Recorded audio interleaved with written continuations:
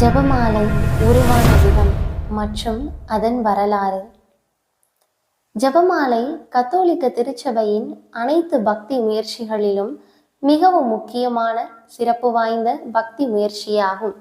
அது நாம் அனைவரும் அறிந்ததே. அதன் வரலாறும் கத்தோலிக்க கிறிஸ்தவர்களாகிய நாம் அறிய வேண்டிய ஒன்று. வாருங்கள், இந்த தொகுப்பில் ஜெபமாலை எவ்வாறு உருவானது, அதன் வரலாறு என்ன என்று அறிவோம். ஜெபமாலையின் ஆங்கில மொழி சொல்லான ரோசரி எனும் வார்த்தை உள்ளடக்கிய அர்த்தம் யாதெனில், ரோசா பூக்களினால் உருவான மாலை என்பதாகும்.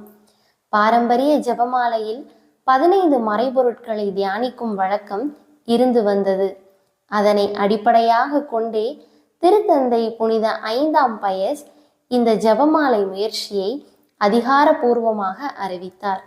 2002ஆம் ஆண்டு திருத்தந்தை 2ஆம் அருள் சின்னப்பர் மேலும் 5 மறைபொருட்களை இதனுடன் இணைத்தார்.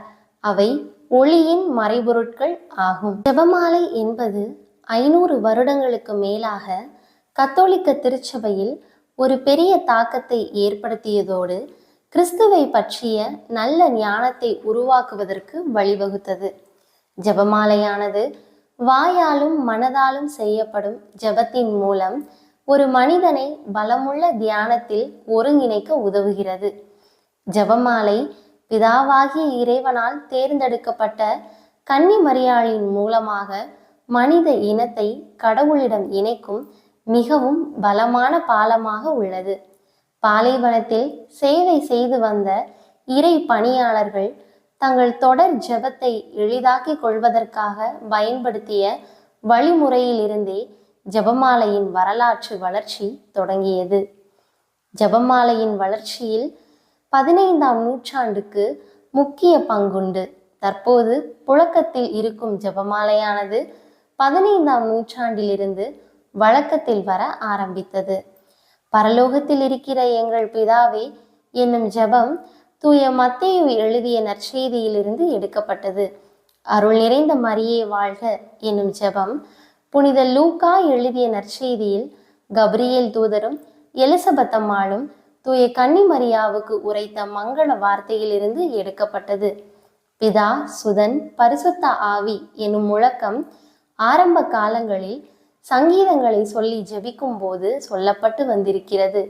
அப்போஸ்தலர்களின் விசுவாச பிரமாணம் 17ஆம் நூற்றாண்டின் தொடக்கத்தில் பயன்பாட்டிற்கு வந்துள்ளது. ஜெபமாலையை பிரபலப்படுத்தியவர்களின் போதனைகள் தொடர்ந்து முக்கியத்துவம் வாய்ந்ததாகவே இருக்கிறது. யார் இந்த டோமினிக்? புனித டோமினிக் ஜெபமாலையின் தந்தை என அறியப்படுகிறார். கத்தோலிக்க வரலாற்றின்படி புனித டோமினிக் ஜெபமாலையின் முக்கியத்துவத்தை பறைசாற்றுவதில் முக்கிய போதகராக கருதப்படுகிறார். 1214ஆம் ஆண்டு கன்னி மரியாள் புனித டோமினிக்கு தோன்றி ஜெபமாலையின் முக்கியத்துவத்தை எடுத்து கூறியதோடு ஜெபமாலையை வழங்கி அதை ஒரு சக்தி வாய்ந்த ஆன்மீக ஆயுதமாக பயன்படுத்த கூறினார். தூய கன்னி மரியாள் புனித டோமினிக்கிற்கு ஜெபமாலையை கொடுத்து ஜெபிக்க சொன்னதன் நோக்கம் இயேசுவின் வாழ்க்கை சம்பவங்களை தியானிக்க செய்தல், கிறிஸ்தவ உண்மைகளை பரப்ப மற்றும் மனிதர்களை திருச்சபைக்கு மீண்டும் அழைத்தல், இறைவனின் கருணையை தூய கன்னி மரியாளின் மூலம் பெறுதல் ஆகியனவாகும்.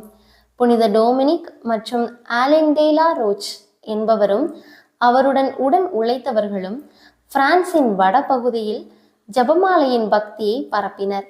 அதனைத் தொடர்ந்து ஐரோப்பிய நாடுகளிலும் இது பரவியது. திருத்தந்தை 10ஆம் லியோ 1520ஆம் ஆண்டு அக்டோபர் மாதத்தை ஜெபமாலையின் மாதமாக அறிவித்தார். இந்த தொகுப்பின் மூலம் ஜெபமாலையின் வரலாறு மற்றும் ஜெபமாலை உருவான விதம் உங்கள் அனைவரிடமும் வந்து சேர்ந்திருக்கும் என நம்புகிறேன். மேலும் நமது டெய்லி பிரேயர்ஸ் சேனலுடன் இணைந்திருங்கள். ஜெபமாலையை பற்றிய புனிதர்களின் மேற்கோள்களுடன் அடுத்த தொகுப்பில் இணைகிறேன். இயேசுவுக்கே புகழ், மரியே வாழ்க.